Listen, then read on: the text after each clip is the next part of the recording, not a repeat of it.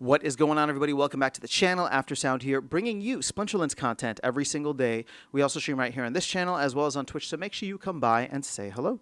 This video is also brought to you by my music, which is available anywhere you stream music under the name Aftersound. And I do have a new song out recently called Don't Forget About Me, the Supernova version, so check it out. Let me know what you think, and I appreciate the support. All right, guys, let's talk about new players, because roughly 2 weeks ago, I did that update where I looked at the conversion rates, which were increasing, and that was fantastic, despite what the team was saying. I know the team wants really high conversion rates, but the conversion rates have been increasing over the past couple of months. And obviously we saw the signups increase, but I wanted to look at this because, like I said, I did the video 2 weeks ago, and I'm about another 2 weeks away from doing we'll call it like the early July video at this point. But you can see here, and let's do this over the last 3 months.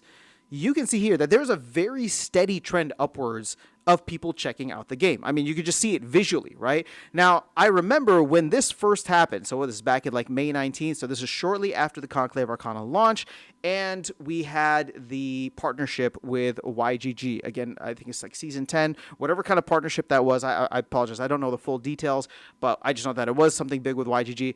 It's continued onwards. And we know that it's gotten extended, at least for a couple of weeks here. But even beyond that, right, once that tailed off, we have started to see more and more interest coming in. Now, the question then becomes, if I switch this over to spellbooks, and you can see here that the spellbook purchases are not quite keeping up with that trend. Now, are we still a little bit higher than we used to? Yeah, we have some days where you sell like 6 spellbooks, 5 spellbooks, right? And then obviously some days that we don't have anything. But on the whole, the last couple of weeks, or we'll just say like the last month, have been significantly better, statistically significantly better than all of the previous months. And we know that the team has already started to turn on a little bit marketing. Obviously, they have the YGG thing going on. In the recent town hall, they talked about starting to run ads on Instagram, TikTok, as well as X, right? Some people have even seen some of those ads and started posting them. So I think it's great that we have this, and I'll tell you why I'm not too worried about the lack of spellbook purchases. It's because the team's whole focus is on making a free-to-play version of this game that is fun, exciting, challenging, and introduces players to the mechanics of the game, introduces them not just to the battle mechanics, but the mechanics of buying packs, combining cards, leveling up your collection, right? Leveling up your collection and just building out, your armada, right? Your deck completely. And I think that that's a great way to get people on board, right? I mean, it's a great way or the team is doing this as a way to get people kind of hooked into the ecosystem. So at the present time, I'm not too worried about spellbook purchases. In the future, if people want to earn, they can, but keep in mind, and maybe somebody can verify this for me, my understanding is that somebody can come in, they don't need to purchase a spellbook, but they can still spend money in the game. Now, why is that important? Well, I mean, if they want to buy SPS or if they want to buy DEC, right, to use or to spend in game to rent cards or whatever the case is, but they don't want to earn, so therefore they don't care about the spellbook. That's cool, right? And that creates buying pressure on SPS and DEC. I don't think that's where they would go. I think many would be taking the Web 2 route where they would use credits. And all of a sudden, as I was talking about in previous videos, right, if we see a steady amount of credits coming into the ecosystem, that is something that the team pays out the back-end transactions on DEC. They lower their coffers on that, meaning they meaning they need to go out, buy more DEC off the marketplace or buy SPS and start that flywheel.